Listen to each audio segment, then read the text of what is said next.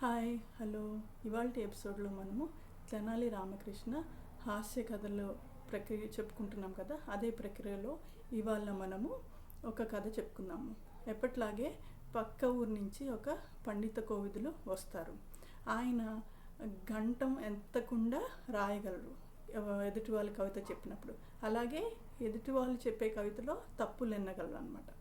So ఇది ఆయన చెప్పి రాయలవారి మెప్పు పొందాలని వస్తారు. అప్పుడు సరే సమస్యని ఎదుర్కొంటారు, అలాగే కంప్లీట్ చేస్తారు కూడా ఆయన. అప్పుడు తెనాలి రామకృష్ణ అయితే నేను చెప్పే పద్యాన్ని మీరు రాయండి గంటం ఎత్తకుండా అని చెప్తాడు. సో ఆ పద్యం ఏంటో చూద్దాం. రట బాబా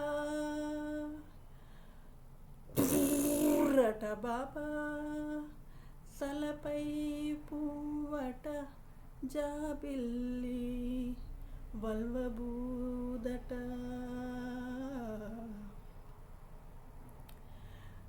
సేదే బూవట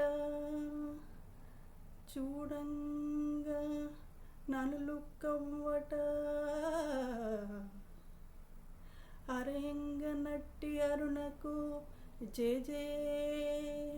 అని పద్యం చెప్తాడు. ఆయన రాయలేకపోతారు. అప్పుడు రామకృష్ణుల వారు ఆయన్ని మందలిస్తాడు.